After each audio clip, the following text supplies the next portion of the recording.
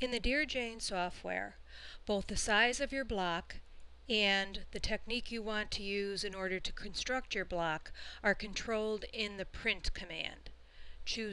Be sure there's a block on your desktop, whatever block you're working with. Choose File, Print. And you see when you open your print, a flyout box comes out, and you have 4 choices. You can print the block itself, you can print the foundation pattern, you can print templates for either hand or machine piecing, or you can print the rotary cutting directions. Let's look first at the rotary cutting directions. Select rotary cutting, and you'll see here is the block size window. This is where you control the finished size of your block. Typically, the Dear Jane block squares are 4.5 by 4.5. If this is where you would change the size according to what your preferences are. If you want a 12-inch block, you would make it 12 by 12, 8-inch, 8 by 8, etc. Be sure when you're doing rotary cutting that you allow for the seam allowance. You don't have a choice here, it will come up automatically, and that you round to the nearest 16th.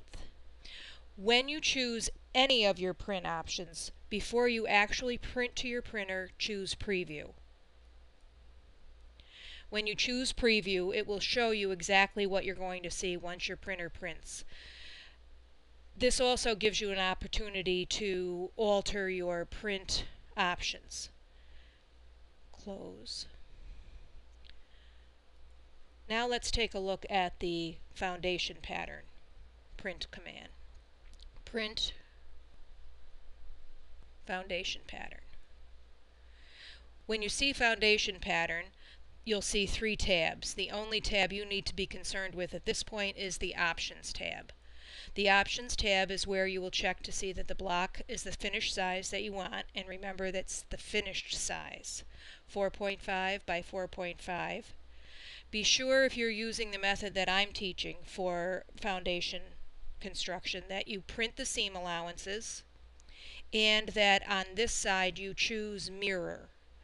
You need to also print the numbering and separate units.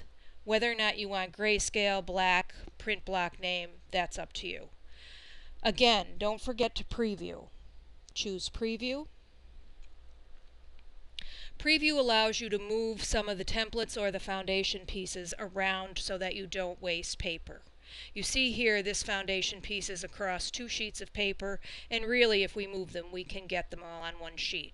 So I choose Move, then I select the pieces I wish to move in order to fit my other piece on.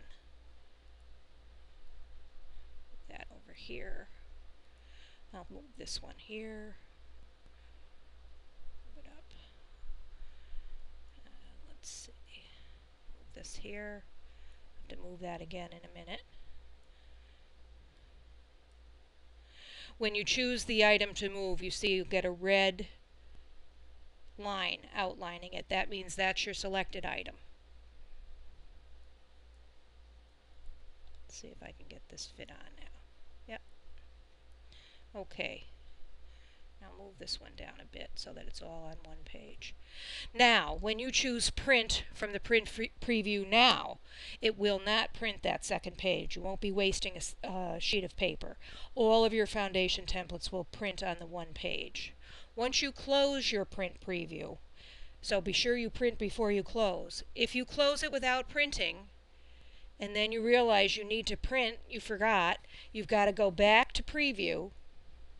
And again, you'll have to move your items a 2nd time, because when you close your print preview, your items return to the default placement.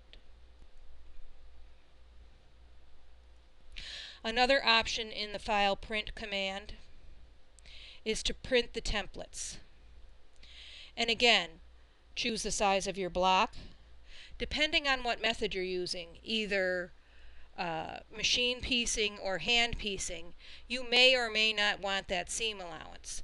If you do want a seam allowance, be sure to check it. If you don't want the seam allowance, remove the check. Again, Preview. And your templates, this time without any seam allowance, are printed. One template for each shape, so you may need to print some of these more than once, or to trace and cut some of these more than once. And the outline with the numbering is also provided on the sheet that you'll be printing.